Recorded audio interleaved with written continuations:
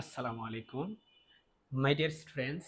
আজকে তোমাদের সাথে আমি আলোচনা করব এইচএসসি হায়ার ম্যাথ ফার্স্ট পেপারের যোগজীকরণ অধ্যায় নিয়ে 10.3 নম্বর চ্যাপ্টারের কিছু ম্যাথ আমরা আজকে করার চেষ্টা করব।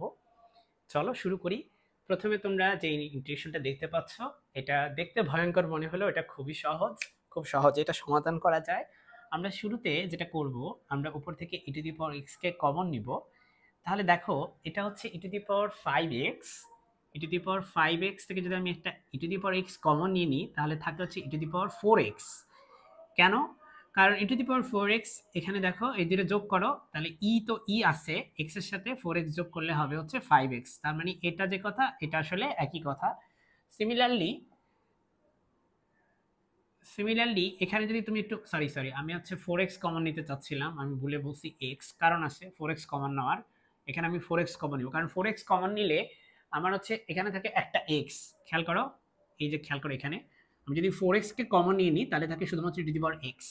তাহলে উপরে নিচে কাটা দিতে পারবো। আবার দেখো এখান থেকে 4x কমন গেছে, e to the power 3x থেকে তুমি এভাবে লিখতে পারো না, e to the power 4x into e to the power -x। কারণ 4x থেকে একটা x বাদ গেলে হয় 3x, তাহলে তুমি যদি 4x কমন নিয়ে নাও তোমার থাকে হচ্ছে e to the power -x থেকে যায়। ঠিক আছে, এখন খেয়াল করো উপরে আর নিচে হচ্ছে সেম জিনিস, উপরে নিচে সেম জিনিস, তাই তুমি কেটে দিবা। তাহলে এখানে থাকে হচ্ছে e to the power 4x, আর আমরা জানি যে e to the power x এর ইন্টিগ্রেশনের ফর্মুলা হচ্ছে e to the power x। তার মানে e to the power 4x এর ইন্টিগ্রেশনের ফর্মুলা হবে e to the power 4x। কিন্তু তুমি মনে রাখবা ইন্টিগ্রেশনের ক্ষেত্রে x এর সাথে যদি কোনো কিছু গুণাকারে থাকে সেটাকে তুমি ভাগ করে দিবা। ঠিক আছে, সেটার অ্যান্সার হবে e to the power 4x divided by 4 plus c। এখন আমরা একটা প্রবলেম সমাধান করব। এটা করার আগে আমি একটা ফর্মুলা আপনাদেরকে জানিয়ে রাখি, সেটা হচ্ছে dx divided by root over a square minus x square. এটার একটা ফর্মুলা আছে, এই ফর্মুলাটা হচ্ছে sine inverse x by a plus c। এটা আমরা এখন ইউজ করব। ঠিক আছে, দেখেন এটা এটা কিন্তু হুবহু মিল আছে, চলেন আমরা করি। সো এটা হবে integration of dx divided by root over, দেখেন এটার মতো করে মিল করার জন্য আমরা লিখবো হচ্ছে 5 স্কোয়ার। 25 কে 5 স্কোয়ার লেখা যায়, ব্যাস। তার মানে এখানে a ইকুয়াল টু হচ্ছে 5 আর a স্কোয়ার ইকুয়াল টু হচ্ছে 5 স্কোয়ার। সুতরাং আমাদের ফর্মুলা আছে কি, সাইন ইনভার্স, দেখেন x বাই a, তার মানে x বাই 5 প্লাস c। কেন 5? কারণ দেখেন a মানে হচ্ছে আসলে 5। এই হচ্ছে আমাদের এই ম্যাথটার উত্তর। খুব ছোট একটা ম্যাথ ছিল। এখন যে ম্যাথটা আমরা করব এটা হচ্ছে একই ফর্মুলা দিয়ে আমাদের করতে হবে। সুতরাং আমরা যদি এখানে লিখি এভাবে, দেখেন যদি আমরা এভাবে লিখি যে রুট ওভার, এটা যদি লিখি 3 স্কোয়ার মাইনাস এটাকে লিখতে পারি 4x হোল স্কোয়ার, তাহলে দেখেন এটার চেহারা স্রোত দেখতে একই রকম। সুতরাং আমরা সরাসরি ফর্মালাইজ করতে পারি সাইন ইনভার্স কি আছে x বাই a। এখানে যদি একটু খেয়াল করেন x এর জায়গায় কিন্তু 4x আছে, তাহলে এখানে আপনি 4x লেখেন বাই a হচ্ছে কত 3, বুঝছেন? x এর জায়গায় আছে 4x আর a এর জায়গায় আছে হচ্ছে 3 প্লাস c। এটুকু করলে আপনি ডেফিনেটলি 0 পাবেন, কারণ আপনার x এর সাথে কিছু একটা গুণ আকারে আছে। দেখেন x এর সাথে কে আছে, একটা 4 আছে। এই 4 দিয়ে আমরা জানি যে x এর সাথে কোনো কিছু গুণ আকারে থাকলে ইন্টিগ্রেশনের ক্ষেত্রে সেটা দিয়ে ভাগ করতে হয়। তাহলে আমরা এই যে ভাগ করে দিলাম, 1/4 দিয়ে গুণ করা মানে কিন্তু 4 দিয়ে ভাগ করা। তাহলে এটা হচ্ছে এই ম্যাথের উত্তর। আশা করি বুঝতে পারছেন ডিয়ার স্টুডেন্টস। এখন আমরা এই ম্যাথটা সমাধান করব।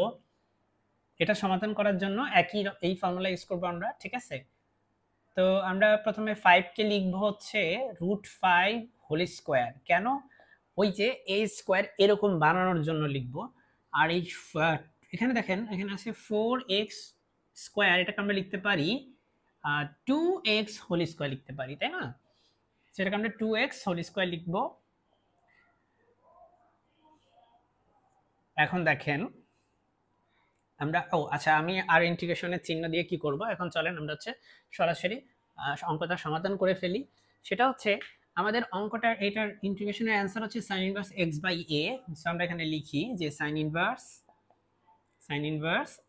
x হচ্ছে আমাদের 2x। তার মানে আমি 2x কে x হিসাবে বিবেচনা করতেছি, বুঝছেন কিন্তু? হ্যাঁ, আর এ এর জায়গায় কে বসে আছে √5, এ ইকুয়াল টু হচ্ছে এখানে √5, সেজন্য এ স্কয়ার ইকুয়াল টু হচ্ছে 5। তাহলে নিচে আছে এ, এ মানে হচ্ছে আসলে কি √5 প্লাস সি। আপনি এ পর্যন্ত করার পরে 0 পাবেন। কেন? কারণ এই যে এক্স এর সাথে একটা 2 আছে, এই 2 দিয়ে আপনাকে ভাগ করতে হবে। এই যে আমি 2 দিয়ে ভাগ করে দিলাম, ব্যাস। এই হচ্ছে আমাদের এই ম্যাথটার অ্যান্সার।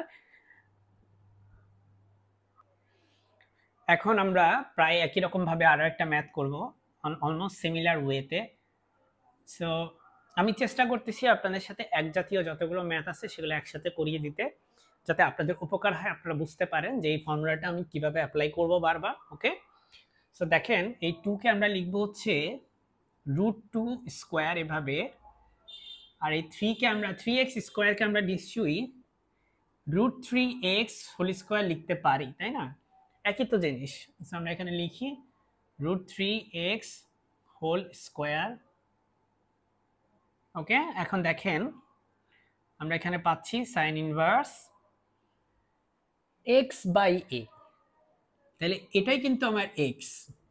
আমি √3x কে মনে মনে x ধরে নিব, বাই a হচ্ছে আমার √2।